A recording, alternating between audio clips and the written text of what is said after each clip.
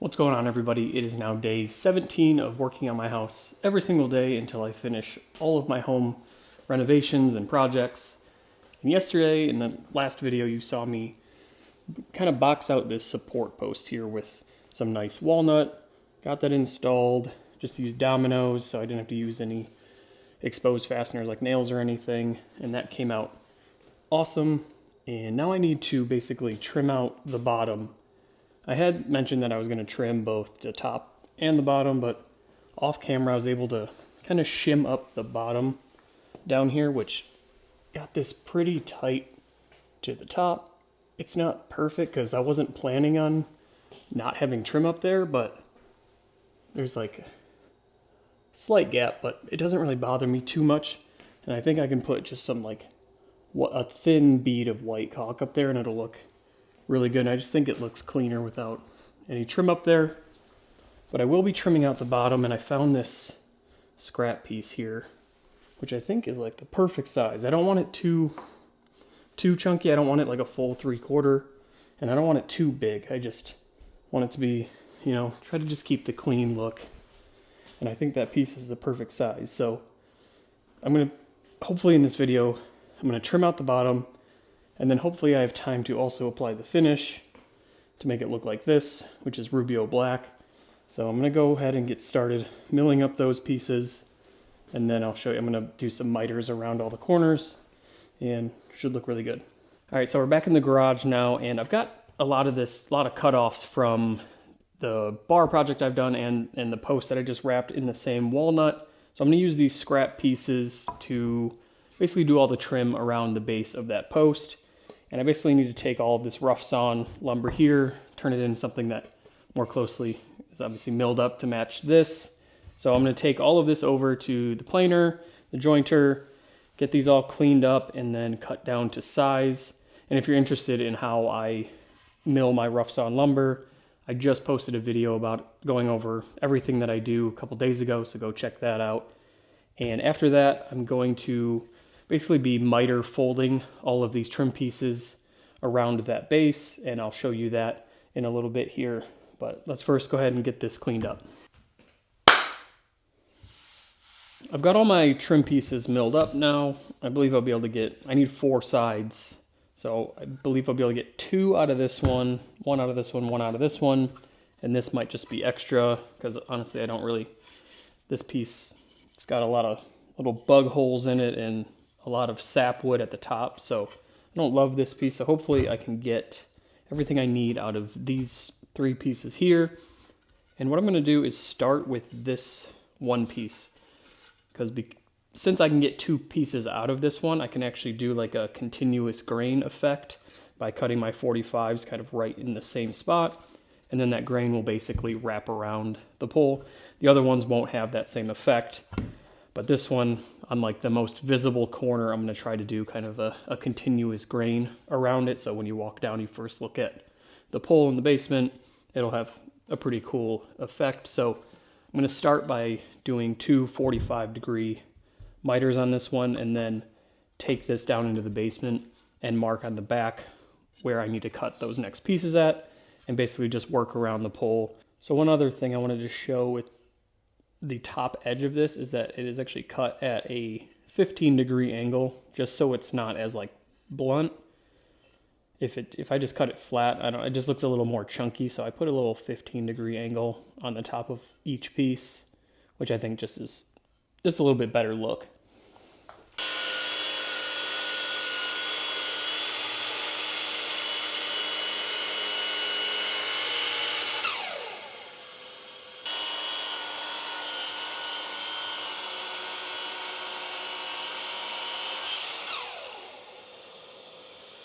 And here's what I was talking about with that continuous grain look.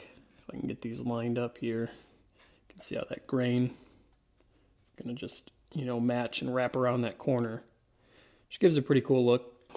All right, so here's those 2 pieces I just cut up. And if I just kind of fit them in here where they're going to end up being, now I can go to each one and go from behind and mark where I need to cut the opposing 45, and then I'll just work my way around cutting the other pieces, and they're matching 45s, and then I can go ahead and do the miter fold technique and get everything glued up.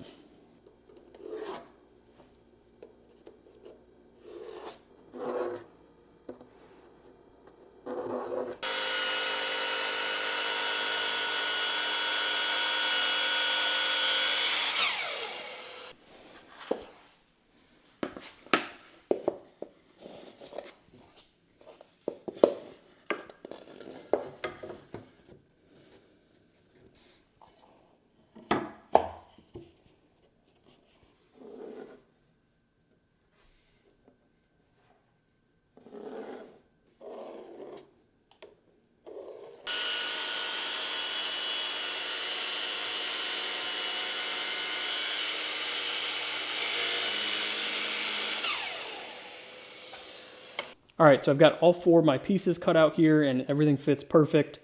Now I'm gonna give it a light sand prior to me gluing it up, because once it's glued up, trying to sand this is gonna be really difficult. So just a quick sand just to get everything nice and smooth and ready for finish, and then I can get everything glued up after that.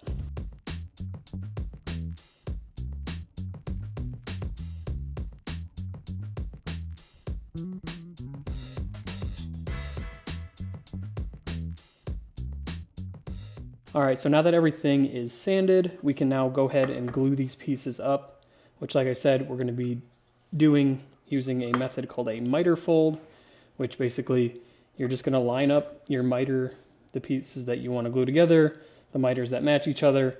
And I like to use a straight edge just to make sure they're all in alignment.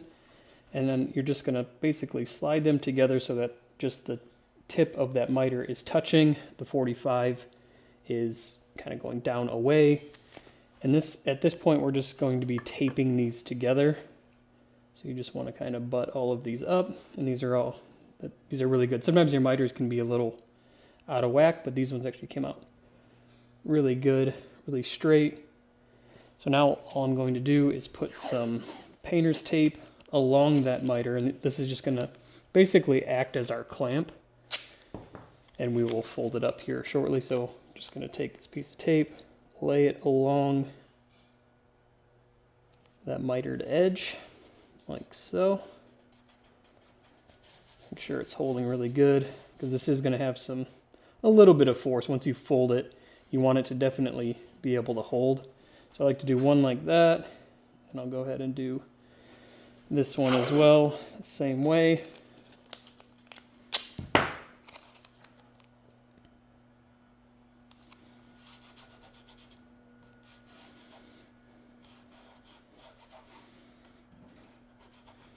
And obviously I'm only going to be doing 3 sides right now, because if I were to glue up all 4 of them, I wouldn't be able to put it on, obviously. And then I'm just going to take some of the smaller tape. I actually have this one cut really small for some reason. And then I just want to go basically perpendicular to that first one, just for a little bit of added strength. Like I said, if this tape fails, you know, your joint's going to fail. It's not going to work very well, so just want to make this as strong as possible. Do 3 here.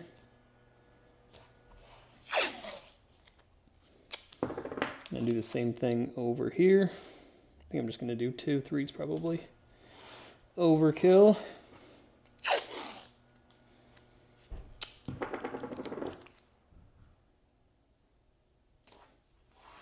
And then I just like to trim off the excess here, just so it's not in my way or anything.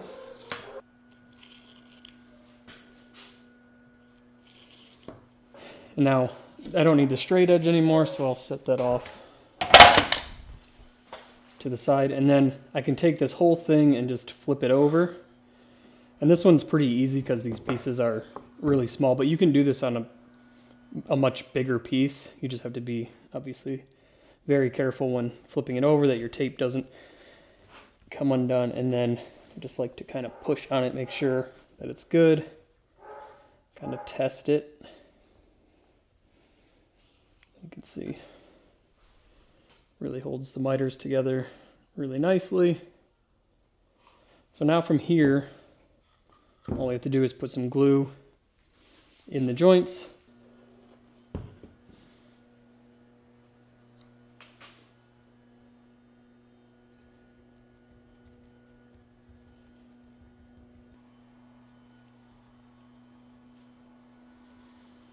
Now just fold it up. I think I'm going to just use this piece to make sure that it stays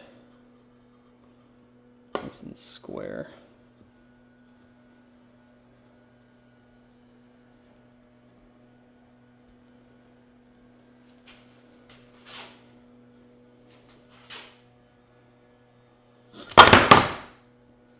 Well, let's try that one more time. Actually gonna change my mind. I think I'm just gonna hold this against me and just do this. So I'm gonna apply a little more pressure.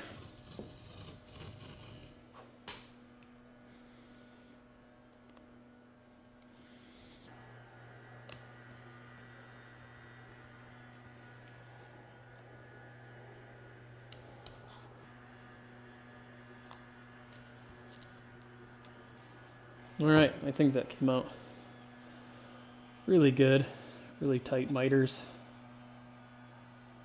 So I'm gonna let that dry for a little while, probably hour or two.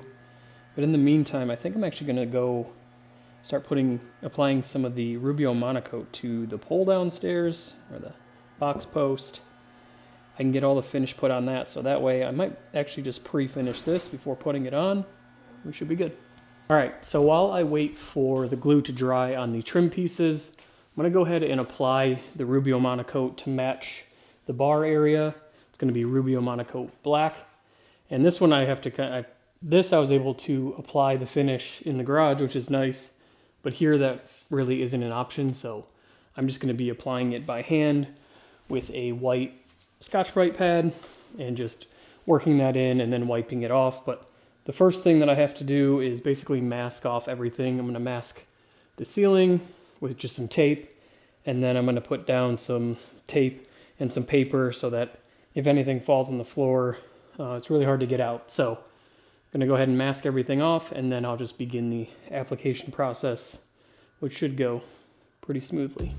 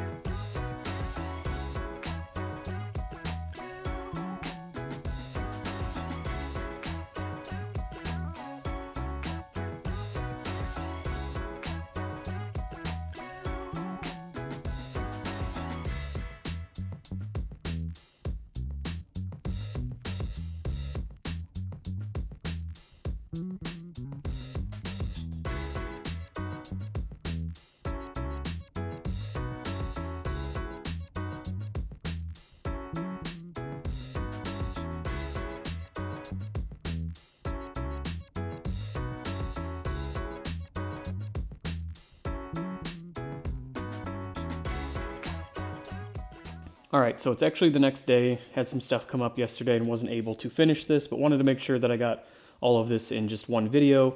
So today I'm coming back and this is all glued up now. I can remove all of this tape, and then I'm just gonna do one light sanding pass just to make sure that the corners are all nice and flush.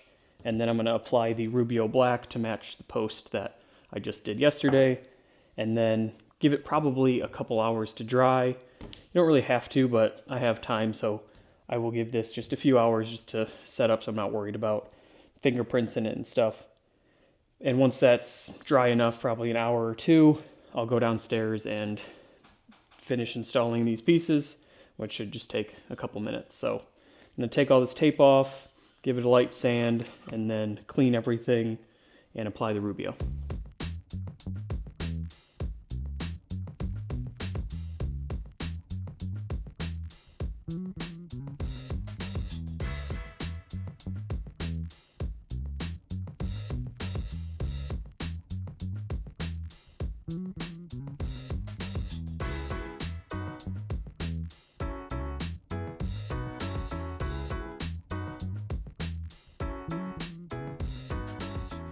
All right, so it's been a few hours and now I've got the trim pieces down in the basement. And now all I have to do is slide them on, get everything into place, put a little bit of glue on these, and then I'm going to use some 23 gauge pin nails just to hold this last piece in place, and probably put a few in this one as well. And when you put these, this is an awesome little pin nailer, which basically just shoots a wire, a 23 gauge wire through the material, and you can barely see it. You really don't even have to fill them with anything. But I already test fit this and it is a perfect fit. As you can see here, just fits on, slides on absolutely perfect. Put a couple nails in here and it'll be good to go.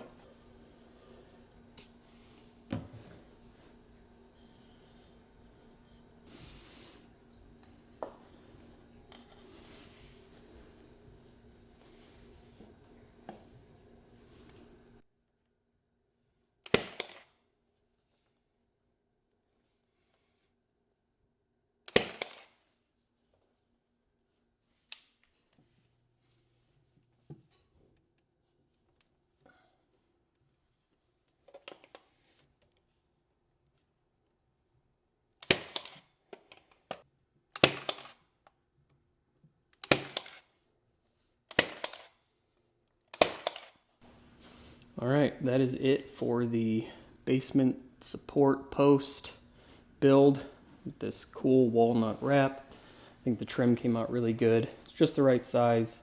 You know, it's not too noticeable, not too chunky down there. And then keeping it pretty minimal at the top, I think is a good look there. So we're really happy with the way this came out. Matches the bar. The bar is a little bit darker right now, but I swear this, like, these darker stains darken as they cure more, so I bet this will get darker over the next week or two and match that perfectly. But that is about it. We're almost done down here in the basement. Over the past couple of weeks, been working on this. If you haven't seen those videos, you can go back and see all of how I did this entire bar here with some LED lighting. And this post I've been working on for a couple days now. And besides that, I just need to trim out this window, do some baseboard down there, and then I have some plumbing stuff to do under this sink. I am down in a basement, so I actually have to put like an ejector pump in there, which will pump all of the water and waste up this wall and then down through the sewer line. So if you're interested in anything like that, feel free to subscribe, and if you ever have any questions, please just let me know and I will answer them. I answer almost every comment, so just let me know. But we're getting really close on being done with the basement down here. And then I will be moving upstairs to some other bigger and slightly better projects. So I will see you tomorrow.